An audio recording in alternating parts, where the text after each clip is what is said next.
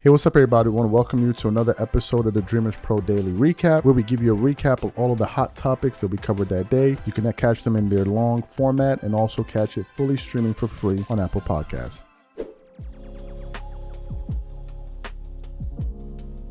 So as you guys know, the Lakers are currently searching for the new head coach. And over the last 24 hours, there have been various reports that have been suggesting that they may in fact actually end up hiring JJ Redick for their head coaching position. And then there are also some other articles that are also saying that the Lakers are actually, that JJ Redick, is actually in the process of building his coaching staff. If you guys remember, not only did the Lakers fire Darvin Ham, they fired his entire coaching staff with Phil Handy and other players. So they totally cleaned house, right? So let me just get into the first report. It says, Lakers rumors, this is from fadeawayworld.net. Lakers rumors JJ Redick is calling around the league to fill his coaching staff. And then continues on, with just a few weeks to go before the start of NBA free agency, the Los Angeles Lakers seem to be closing in on their next head coach. According to league insider Mark Stein, JJ Redick is already in the process of assembling his coaching staff and is expected to announce the news of the hire himself after the NBA Finals. I will be surprised if their next head coach is anybody but JJ Redick, said Chris Haynes on the Dan Patrick show. Everything that I'm hearing is JJ Redick. From what I know, he's doing some background calling, some assistant coaches, coaching candidates who might be able to join his staff.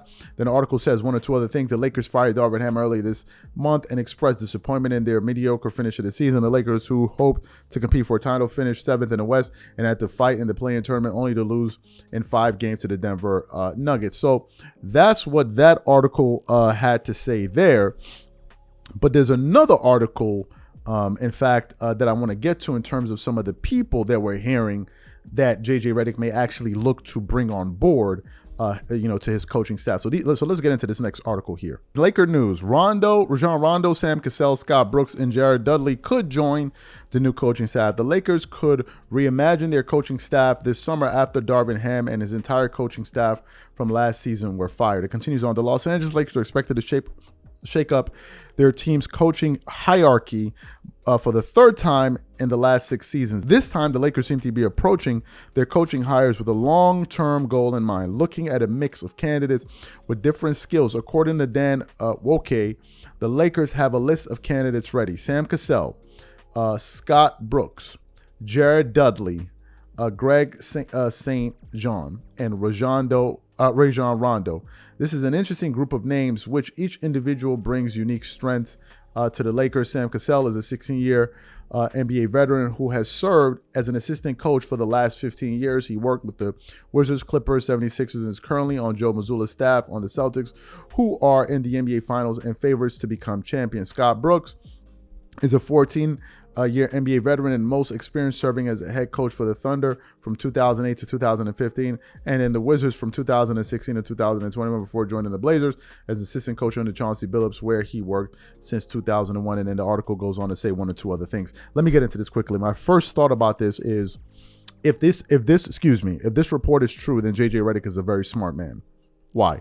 Because if you listen to the group of people that he listed, these are people with a lot of experience. Now, Rajon Rondo has never been an NBA head coach or an assistant head coach, but he's considered to be one of the smartest players to play in the NBA over the last 2 decades, right?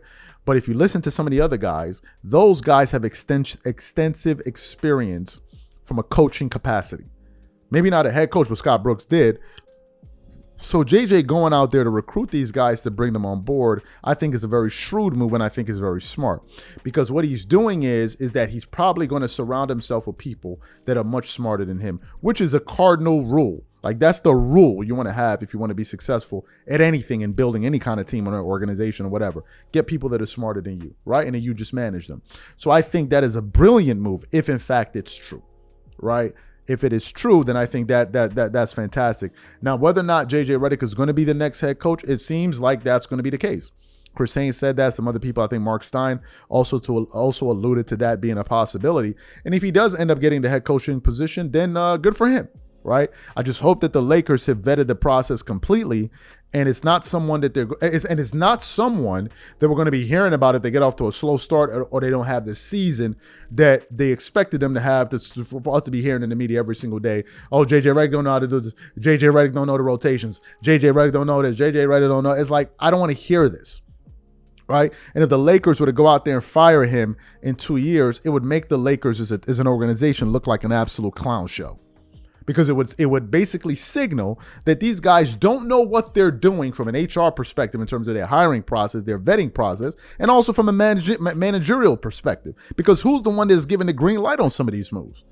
You understand what I'm saying? So to me, if it is true, I am very interested to see how all of these things are going to come together.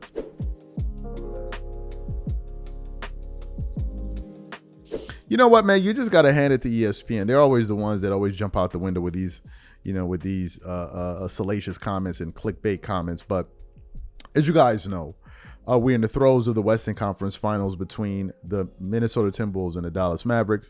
And the players that are really being discussed right now are Kyrie Irving, Luka Doncic, and Anthony Edwards. So what happened? I was going through the internet this morning, and I came across a clip from a segment from Get Up. Right. And they were talking about the series moving forward. And then they started getting into this conversation of who is truly the best player in the world today. Right. And I was like, here we go. Here comes this crazy ass argument all over again. Here we go. Right. So I'm listening to it and they're kind of going back and forth about it. And they were reacting to some comments that Chris Mad Dog Russo had made on ESPN First Take the day prior, where essentially he was saying that, I think he said Luka Doncic is the best player in the world. He was saying Luka and Nikola Jokic are the best player in the world. So as they're having this back and forth, one of the gentlemen now jumps out the window and says, no. As a matter of fact, Luka Doncic now is the best player in the world. And Jay Williams looked across the table. He's like, this is absolute lunacy. This is total madness that you're spouting all over this table.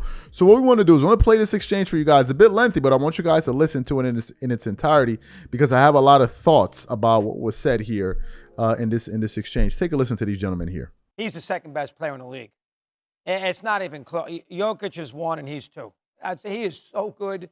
He is the second best player in the NBA. Luka. There is not my mind. There's not even a now. We're going to put LeBron aside. He's 40 years old. Yeah. All right. He's the second best player in the league. He is so good. It is unbelievable. Luka Doncic, second best player in the world. Agree or disagree? He's wrong. How's that? Because Luka's past Jokic. He's number 1 right now, what he's doing. He's, first of all, still playing. Jokic is not. He's done things in the playoffs, triple-doubles, scoring-wise, finishing, big buckets, all those things you can match up with what Jokic did last year in his performance to a championship. Luka's on his way to potentially winning a championship this year, his first one. He's 25 years old. Like, this is what he's done in his career up to the age of 25 are things that we haven't seen from a player of his age. He is not one of the best players in the world. Right now, I would put him as the best player in the world. What do you think of that? I think you're certifiably crazy. I think we are really living in a highlight. Worse has been said about I think we're living in a highlight-driven world. I think we're in a world of all offense. Luka's top 3. But to me, if you're going to be the best player in the world, you have to do it on both sides, man. You have to do it on both. And Nikola Jokic. 15 rebound triple-double. Rebounds is a big part of the other side of the ball. What does that have to do with rebounding? Rebounding? A rebound is the stop, Jay. And if you get a rebound as a 6'6" guard, that's a big deal. You get 15 of them in a playoff game, even bigger. Okay, so are you talking more offense? Or are you actually on TV trying to solidify who Luka is defensively? If your goal is to win a championship, Jay Williams, and I'm letting you choose every single person walking the face of planet Earth right now, and to Chris's point, let's put LeBron and Steph and guys like that in a different category. Who are you taking? Well, but that's really what we're talking about. No, I think it's a different conversation. Who do you want to win a championship? Well, I'll probably take Nikola Jokic. I think Giannis is in that conversation. Giannis is there, and I'll probably take Luka right there as well. I do like GA for what he does defensively and who he is as a ball hawk as well. Giannis, you're talking about Giannis. Yeah, how about Giannis can't close. I can't trust him in the last minute of a game with the ball in his hand. I know I like him with Luka. He just went against the 4-time Defensive Player of the Year, did a step back 3 in his grill, and then told him, you can't guard me. I'll start my team with that guy every day. I'm with you. I hear you. I'm not saying that Luka's not one of those people, But for you to just say he's bona fide the best player in the world, I think he is past them in these playoffs. I think that's very much recency bias on what we've seen over the last several weeks. It's not recency because you just had the last 3-time MVP. It is all of a sudden he's not in the conversation. First of all, Luka has taken the Mavericks to the conference finals now in 2 of the last 3 years. He's about to get into the NBA finals for his first time. All the things we say about Jason Tatum, the same things Luka Doncic is facing right now. Can you win a championship? He's still very young. He is still the leader of that team. And if he gets to the finals, his usage rate, which means his team relies on him more than any other player on the team, his usage rate is going to be the highest of any player in the last 45 years. Allen Iverson was that previous guy back in 2001. That's how much they rely on him to get them to the promised land. I understand that, but so how do you define best player in the world? Tell me. His overall skill and his impact on winning. Are we just talking offense? Are you talking about? I'm just asking you because this is like a new age of basketball. We're going to go two-way player now? Well, that's what isn't that the best player in the world? All right, or is the best player in the world? Wait, is the best player in the world? Wasn't the best player in the world Michael Jordan? Yes. Now, he did it on both sides of the ball. Certainly did. So all of a sudden, are we just lessening that standard? I'm asking you live. All right, you still haven't given me a name yet of the guy who you say is impactful on both ends of the floor. I'll give you one. Go ahead. I will give you the guy who I think right now, you can include Luka, you can include Giannis, you can include Jokic, you can include anyone you want. Over the next 10 years, the guy I think will win more championships than any of them is Anthony Edwards. And if you were telling me I could start a team with any of them right now, that's who I would take. He, by the way, is 22 years old. He does do it on both sides of the floor, and he is the heir to Michael Jordan and Kobe Bryant. He's not faking it. He's not trying to be like Mike. He's not trying to adopt a Mamba mentality. He just has it. So you heard what these gentlemen had to say. Before even producing this show, we actually put up a poll. We put up a poll on our channel just over 2 hours ago. By the time you guys see it, it'll probably be a few hours more. And we posed the following question. Who's the best player in the NBA? Simple question. Gave people some options. Nikola Jokic, Luka Doncic, Giannis Antetokounmpo, SGA, and Joel Embiid. Of the 4,000 people that voted on this poll, 60% of them opted to go with Nikola Jokic. 27% of them went with Luka Doncic. 7% went with Giannis, 3% went with SGA, and 2% went with Joel Embiid. And I also put up there honorable mentions, Tatum and Anthony Edwards. Let's go through some of the comments. One person said, all the same to me, no clear-cut winner. Another one said, none of these dudes stands out from the pack, so I'd have to say nobody until one of these dudes clearly asserts their dominance over the course of their career. Another person said, man, there's so much comp in the NBA that opinions keep changing. In 2021 was Giannis. In 2023 it was Jokic. Now they're trying to push Luka. Another person still going for Giannis as the guy. He's the guy I want to build my team around. Another person said it's still Jokic. The recency bias for Luka is crazy. Another person said Victor Wembanyama. Another person said definitely not Kawhi Leonard. Somebody said Bronny James. Another person said Edwards. Who else? Taking defense into account, Giannis Antetokounmpo, and one other person said none of the above. What are my thoughts? First of all, I believe that the best player in basketball is Nikola Jokic. And seeing him lose in the playoffs doesn't change that. Now, we've gotten into this microwave media these days where whoever just won the championship is now the best player in the world, which to me is just absolutely insane. But it is born out of this syndrome of people needing to jump out the damn window. I don't know what it is with people's insatiable appetite to just jump out the window at the first. Like, I just don't understand. I don't understand. Anthony Edwards had like 1-2 series. He's the best player in the world. This guy, but I'm like, can we just make up our minds on this? To me, look, listen, the best player in the world today is Nikola Jokic in my view. I would think the same if he won the championship or he didn't win the championship. We all agreed that he was the best player in the world going to the playoffs. And you're not going to tell me because he lost the playoff series and still won the MVP that year that he's not the best. That's madness. All right, that's madness. So you're telling me all the years that Jordan didn't win MVP, there was somebody better than him, or all the years that Kobe, like we must stop. All right, we must stop. Now, could Luka become the best player in the NBA? Certainly. But there's a lot more ground to cover, in my personal view. And it wasn't really a discussion prior to the Nuggets getting eliminated of Luka being better than Nikola Jokic. So therefore, I don't know why it's a discussion, all of a sudden. I don't know why that is. The 5 best players in the world, this is just off the top of my head. You have Luka Doncic, you have Nikola Jokic, you have Giannis Antetokounmpo, and then the list gets tricky because some people can say SGA, and you would have a legitimate conversation about that because he was the number 1 seed in the Western Conference. He was one of the finalists for league MVP. It's going to be hard to leave him out of that list. You have Joel Embiid, although who was injured this year. Prior to that, won the MVP last year. He was averaging 35 or something this year before he went down or something like that. You have Joel Embiid. You do have Jason Tatum, who people don't believe in him, and I think that's because he plays in a weak conference and people just don't believe in him. And then you have other players, right? But I think that those 5 guys are the best. And then you have the other guys that are kind of looking on the outside looking in. I think those are the 5 in the NBA right now. I think you have Joel Embiid. I think you have SGA. I think you have Luka Doncic. I think you have Giannis Antetokounmpo. And I think you have Nikola Jokic. And then I think that's where the buck stops. And then from there, you can kind of rearrange the list and add one player here or the other. But I think those are the 5 best players in the world. That's just my personal view. Some people are going to say, I don't want the white players to win. Obviously, I read some of the comments earlier today. I don't know why the color of a player would factor into whether or not they need to be the best player in the world. Why are we even having this conversation about his color or their color? I don't know why we're even having the conversation about a player's color. I could care less what color you are. I could really care less. You could be white, you could be black, you could be green, you could be blue. I don't really care. Why some people are making that a point, I think it has a lot to do with you as an individual and less about the other person, because you're clearly thinking about it. Why would a person's color factor into your assessment of who is the best player in the world? And why must it, those are for those people, that's their problem. That's their cross to carry. Has nothing to do with me. I don't even care.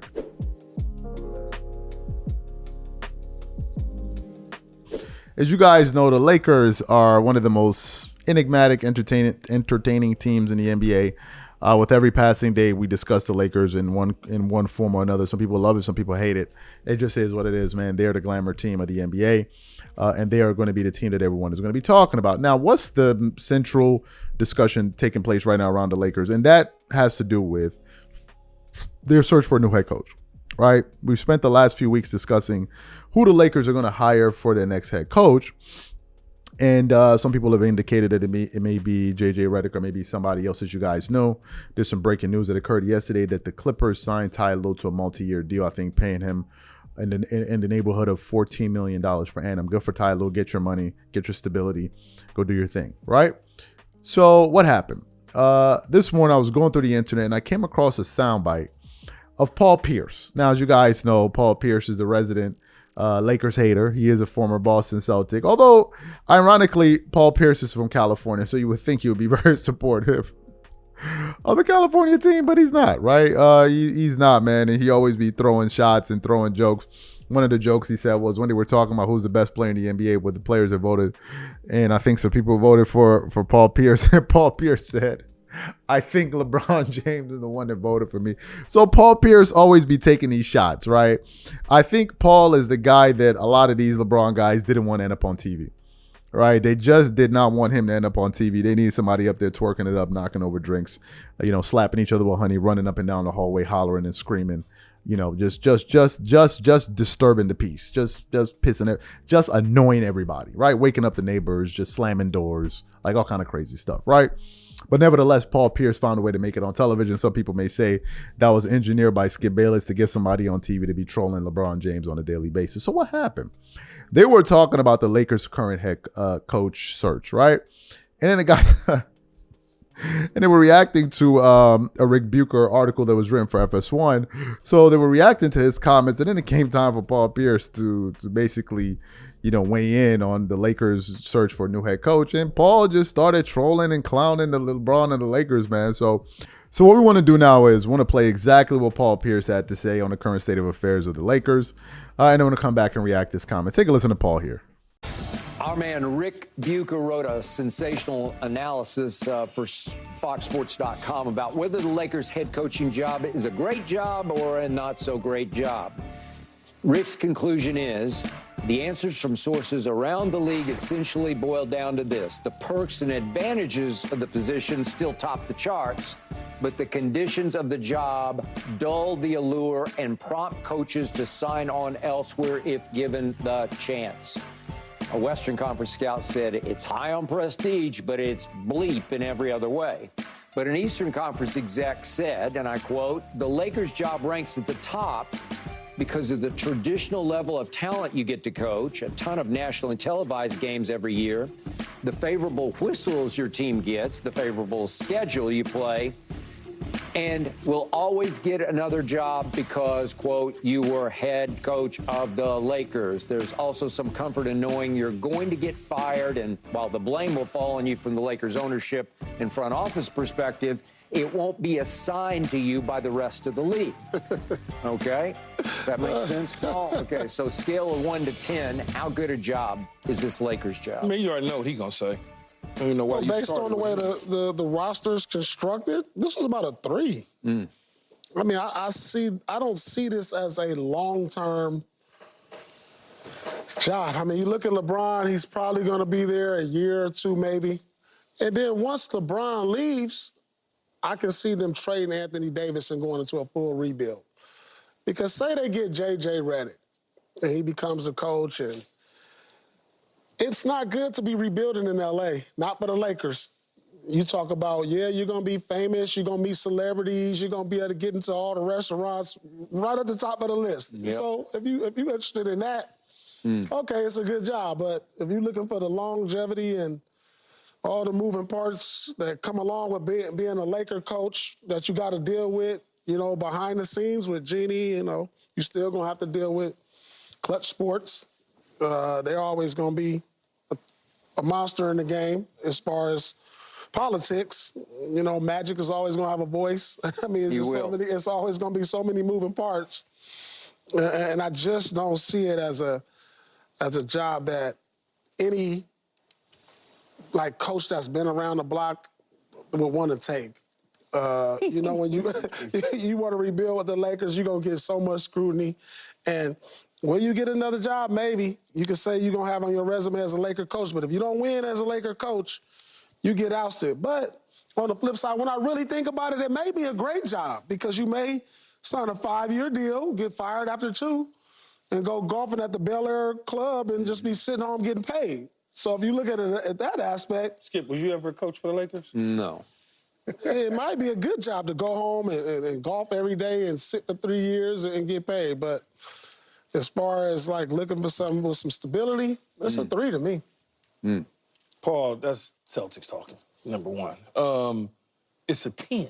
A 10? By far, it's a 10.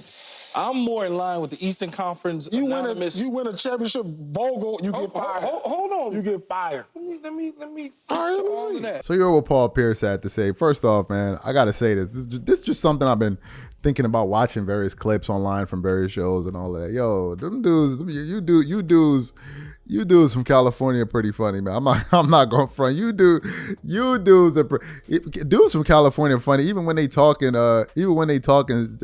trash, they funny, man. Just the words that they be selecting, it's just, it be having me cracking up, man. And the way they be pronouncing certain things just be funny to me, man. The Lakers, you know, like I've been to LA once, man, and you know, it's a beautiful place. And I actually got a chance to hear the accent out there. You know, somebody grew up in New York, so you could hear it, right? They rhyme a lot of their words a lot more. Their R's are stronger, like Lakers, you know, and all that stuff. So shout out to y'all, man. But y'all lingo and y'all word choice I mean, it be cracking me up, man. But anyway, you know, anyway. So back to what Paul had to say. Look, this is where we are right now with the Lakers in terms of their head coaching search. This is where we are, right?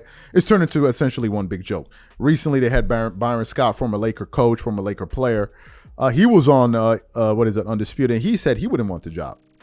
And Keyshawn was like, you don't mean that. He was like, yeah, I do. Now, to Keyshawn Johnson, but yo, what Keyshawn be talking about some of these days, boy? Like, what? Keyshawn talking about 100%. It's like, what are you talking about 100%? What do you mean 100%? Paul is like 3 out of 10. Here he come with 100%. What about that job would make it 100% attractive? What about it? Yes, you're playing for the Lakers, the most popular NBA franchise. Them in the what do you call it? Them in the Boston Celtics. You're playing for them. They're glamorifying. You're playing in LA with the stars and Hollywood and all of that. We get that. But bro, there's a lot of instability. You just sat there and watched them basically, a mincemeat their last few coaches. They fired all of them in a quick jiffy.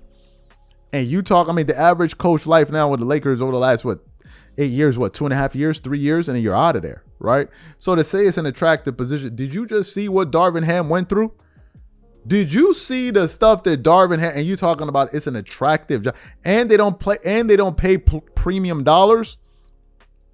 I don't know what Keyshawn is talking about. Maybe he's a homer. He's a Laker fan. And he just believes everything purple and gold is wonderful. But back to Paul Pierce. Paul Pierce is hilarious, man. And I think he's going to troll the Lakers all off season. And I think he's going to troll them all of next season.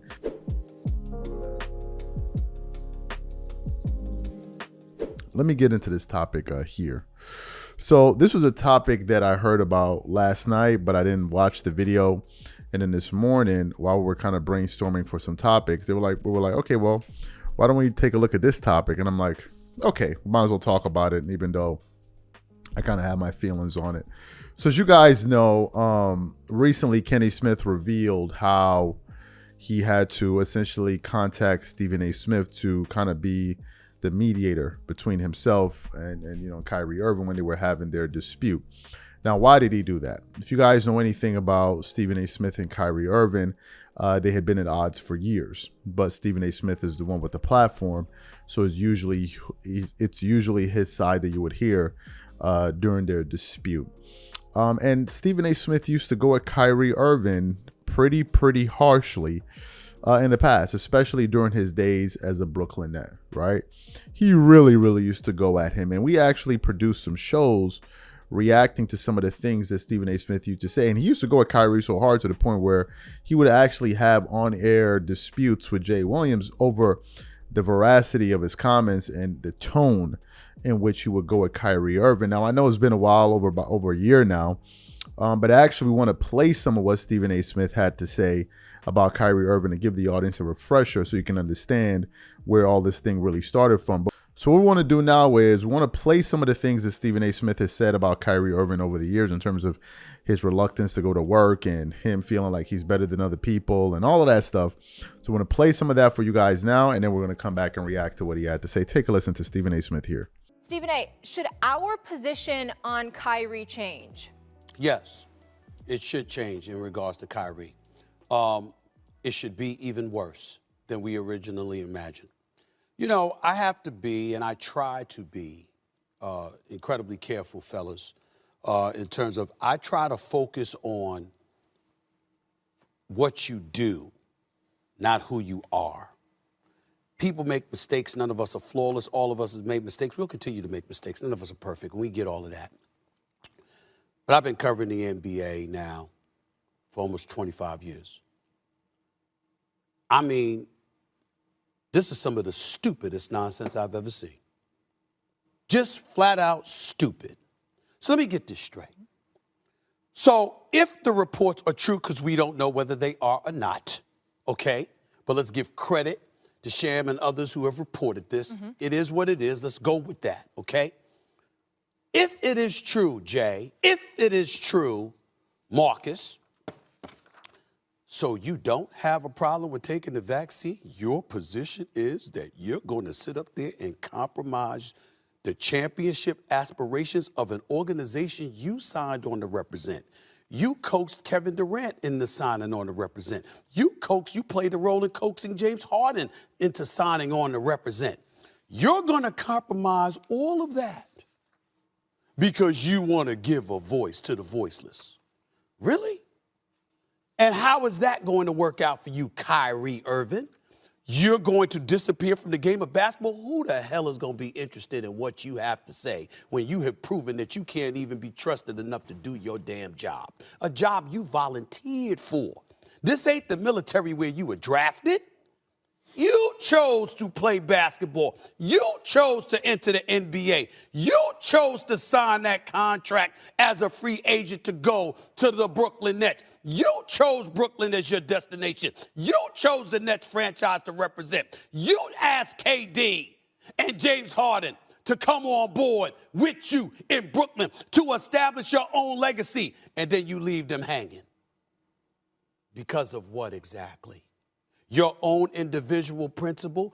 I am not calling Kyrie Irving stupid.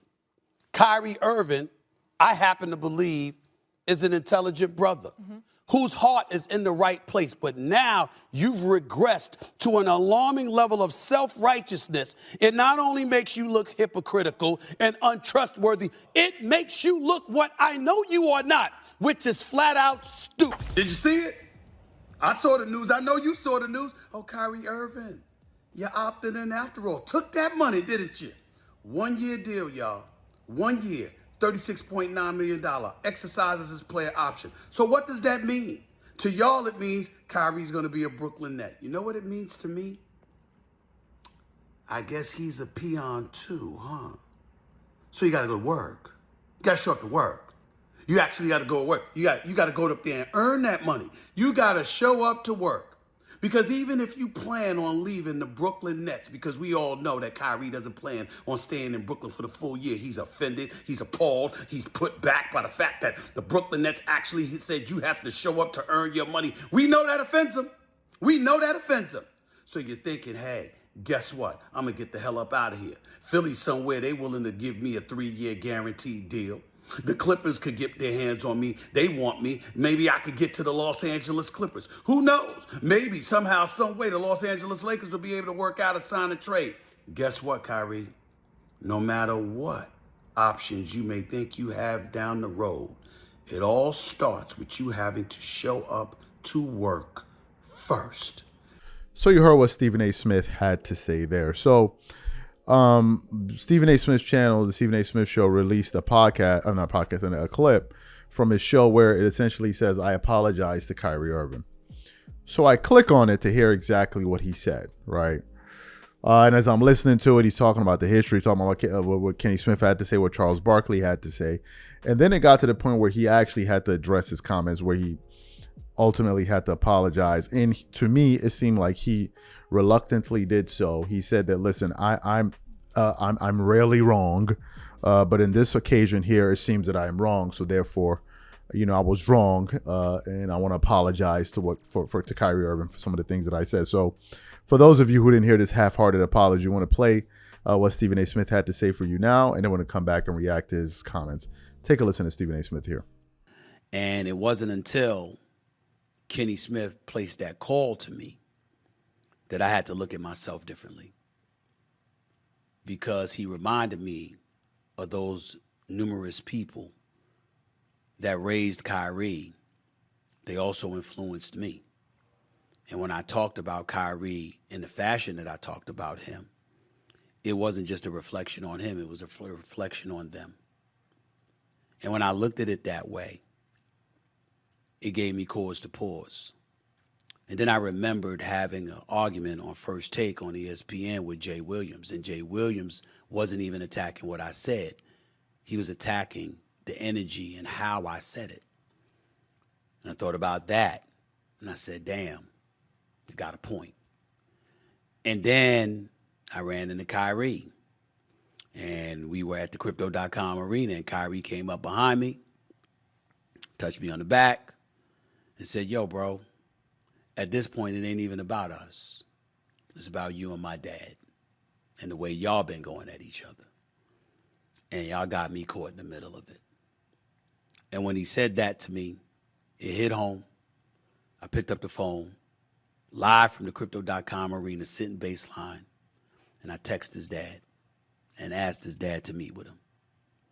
And his dad, being the class act that he is, agreed to meet with me in New York City a few weeks later. We met, we talked, Both of us apologized to each other for how we construed how one was coming at the other, et cetera, and we've been cool ever since. And when Kenny Smith brought that story up yesterday, it reminded me of the role that I play, the responsibility that I have. And I'm not one that usually gives a shit what anybody thinks. I stand on what I stand on. I feel the way that I feel because I pride myself in being man enough to acknowledge when I'm wrong if I think I'm wrong, because I think it's rare. But I was wrong. So you heard what your man Stephen A. Smith had to say. What do I think about his apology? If I'm being 100% sincere with you, I really don't care. I don't care because I feel as if number one, he did it because because someone else came to him and he kind of had a eureka moment, number one. Number two, as I was listening to his apology, he seemed to be pretty rooted in his original positions. And he said that I'm seldom wrong and all of this stuff. But in this case, I apologize. To me, it didn't really seem sincere. It just seemed like, well, somebody brought it up to me and he mentioned this and the people that we all kind of are connected to, and therefore I had to think about it in a different direction, all that. So I apologize. So that's his side. In terms of Kyrie Irving, I personally don't believe Kyrie Irving would even care. Kyrie Irving doesn't strike me as someone that would care about this, to be honest with you. Now, Stephen A. Smith apologizing, I think it also shows that, first of all, Stephen A. Smith is always having problems with people. You got to go back and ask yourself, why is it always him? Right? Why is it always him? And I think the reason why he kind of gets into these battles with people is because of how he goes about expressing his views. Right? And I think sometimes it rubs a lot of people the wrong way. Stephen A. Smith comes off as a person that's very combative, ready to go to war with you if he has an issue with you. For example, he spoke about the Isaiah Thomas situation. And on Twitter, he originally said, I'm not going to spend any more time on this. And then the very next day goes on ESPN First Take and brings up the very topic, right? He's somebody that Stephen A. Smith seems as someone that if you question his position on things, he's going to get into this verbal dispute with you, right? Same thing with Lonzo Ball. Remember, he's the one that said, according to reports, that Lonzo Ball could barely stand up out of a chair, right? Then Lonzo Ball released a video of him standing up and down out of a chair. He's like, Stephen A. Smith, where do you get your sources? Stephen A. Smith hears that, and he goes, how dare you? Then he threatens to release his medical records. I know where you got your surgery. I know the doctor that gave you your surgery. I know the date. I'm like, bro, just because he pushed back on a comment you made, you took it to this degree? Like, was it necessary to take it to that point? So to me, look, Stephen A. Smith is no saint here.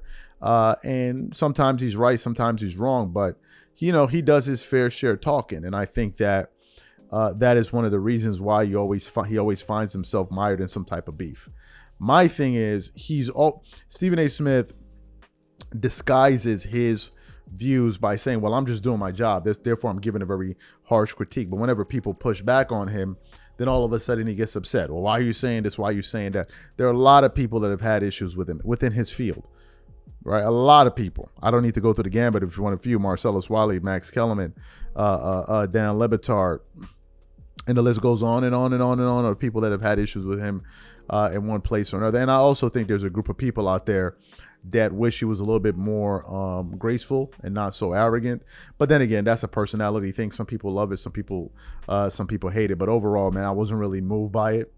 To be honest with you, I didn't come back and say, wow, man, this guy really surprised me by his word. I didn't feel any of that at all. But we must not forget here, the reason that Kyrie Irving is being talked about in such a positive way is because of what Kyrie's doing. It has nothing to do with what these people are saying.